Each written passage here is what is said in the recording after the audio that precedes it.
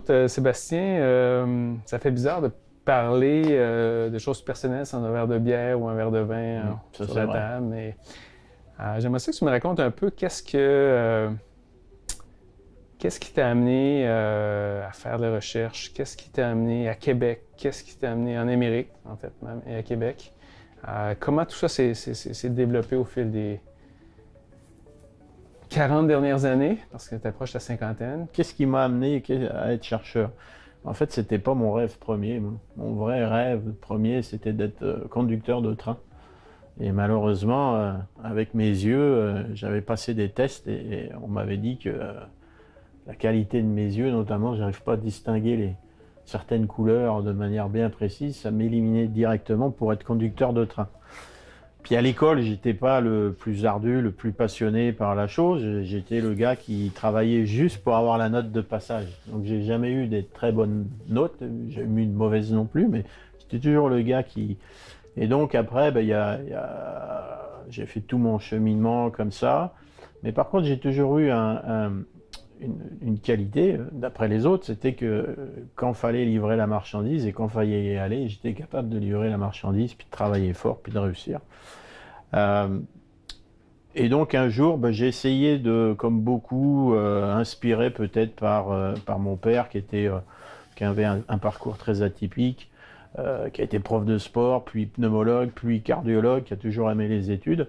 Je me suis lancé un petit peu dans les études un peu médicales, mais très rapidement, je me suis rendu compte que la médecine, comme toi, tu l'exerces avec les patients, j'avais pas la force psychologique pour le faire, étant très très facilement touché par les patients, etc., etc. Je me sentais pas capable de soigner les gens de manière correcte. Mais il y a eu cet aspect qu'on m'a fait découvrir à cette époque-là, qui était la recherche. Et donc je voyais que je pouvais contribuer à aider les gens, qui a toujours été quelque chose d'important pour moi d'aider les gens, c'était via la recherche, comprendre les pathologies, développer des nouveaux médicaments, etc. Comment je suis arrivé au Canada? À la fin du doctorat, il y avait une question qui est simple qui se posait, il fallait faire un post-doc à l'étranger. J'ai toujours été passionné de la nature, du froid, la neige, et donc quand j'ai vu qu'il y avait des possibilités au Canada, et puis à l'époque où je terminais ma thèse, quand même la sommité mondiale en recherche vasculaire pulmonaire, c'était le duo Evangelos Mikalakis et Steve Archer, qui publiait dans les plus grosses revues à l'époque. Et le petit français que j'étais envoyait un courriel avec mon CV. Est-ce que vous cherchez un postdoc? Voilà quoi. Et ils ont été intéressés, je les ai rencontrés et j'ai réussi à faire mon postdoc avec eux et ils sont devenus des amis maintenant. Et voilà, donc j'ai été recruté à Edmonton. Très rapidement, mon postdoc s'est transformé en poste de professeur. Au bout de 3 ans, ils m'ont offert un poste de professeur là-bas. Et puis un jour, je suis arrivé à Québec après un accident de parcours où j'ai une seule fois dans ma vie travaillé sur le cancer avec Evangelos. On a fait un papier majeur qui a attiré l'attention de l'Université Laval et du groupe de recherche en cancérologie de l'Hôtel-Dieu à l'époque, qui eux ont eu des premières approches vers moi, qui avaient une chaire de recherche et qui voulaient savoir est-ce que je ne serais pas intéressé, etc., etc.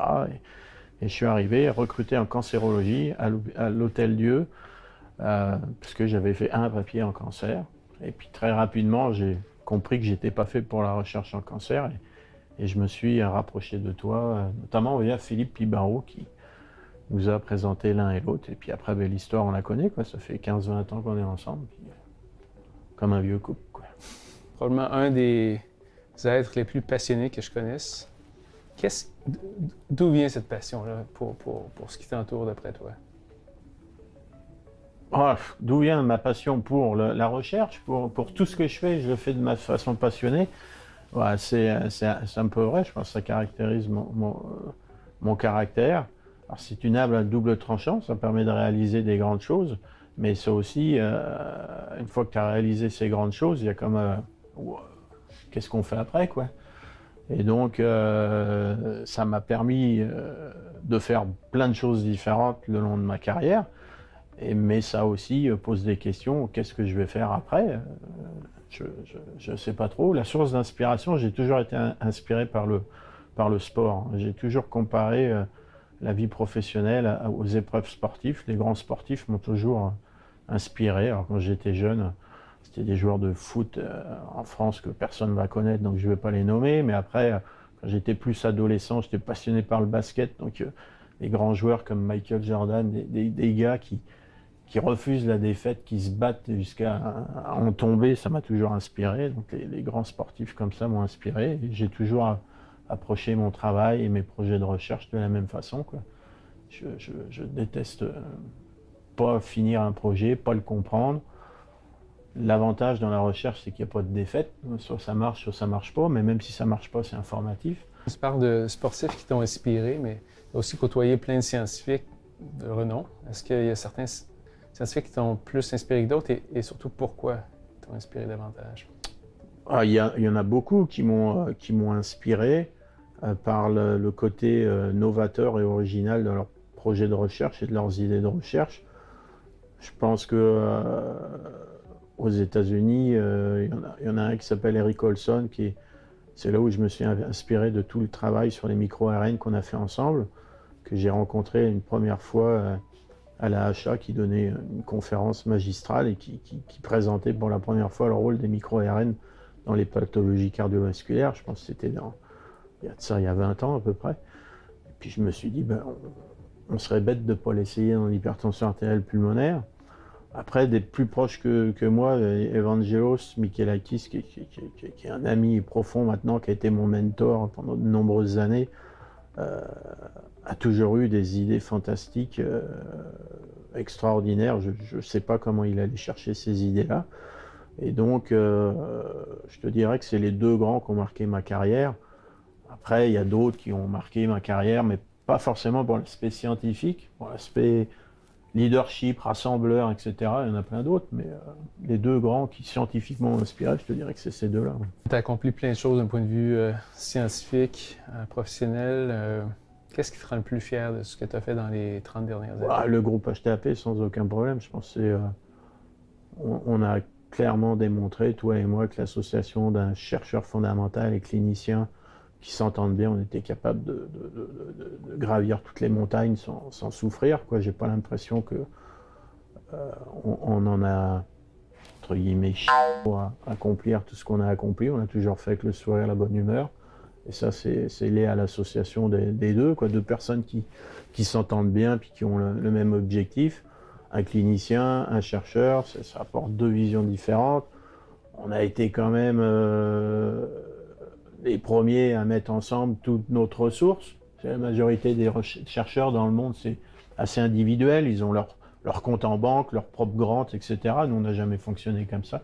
On a toujours tout partagé. Donc, ce qui fait que nos grants, nos machins, il n'y a jamais eu « ça c'est le grant de Sébastien, ça c'est le grant de Steve, le grant d'Olivier, le grant de François ». On a toujours tout partagé. Et donc, on n'a jamais manqué de rien. Et c'est pour ça qu'on a tout réussi. Et donc, je pense qu'on est novateur, encore aujourd'hui, dans cette approche-là, de gérer les choses. J'ai apprécié qu'on a tout partagé, sauf nos femmes. C'est vrai. As-tu des regrets par rapport à... 50 ans, c'est souvent l'heure des bilans. As-tu des regrets par rapport à ce que tu as fait jusqu'à présent? As-tu des rêves pour ce qui reste? Les rêves, ça, j'en ai plein, mais qui n'ont rien à voir avec la recherche. Je te dirais, le bilan, je suis très fier de ce qu'on a accompli ensemble. J'arrive pas à dissocier mon bilan professionnel de notre collaboration. Je pense que c'est notre bilan. Comme toi, j'ai envie qu'on assure la pérennité du groupe. Le groupe nous a apporté énormément de choses d'un point de vue professionnel, nous a coûté aussi beaucoup d'un point de vue personnel. À 50 ans, maintenant, peut-être temps de s'occuper un peu plus du côté personnel et un peu moins du côté professionnel. Assurer la pérennité avec les deux loustiques qui nous suivent, Olivier et François, s'assurer qu'ils ont toutes les connaissances et la recette pour pouvoir continuer de faire fonctionner ce qu'on a bâti. Et puis nous, d'ici quelques années, il va être temps qu'on s'occupe de nous, puis des nôtres, quoi, de nos enfants, de nos petits-enfants, et profiter de la vie. On l'aura bien mérité. Je pense que c'est ça qui m'inspire, moi, maintenant. professionnellement, qu'est-ce que tu veux qu'on aille chercher plus? En fait, on est comme un vieux couple. Des fois, il y a des trucs qu'on n'a même pas besoin de se dire, on se comprend. Il y a même on lit entre les lignes. Hein? Ouais, bon, ouais, on est rendu là, dans notre on sait quoi. On lit entre les lignes.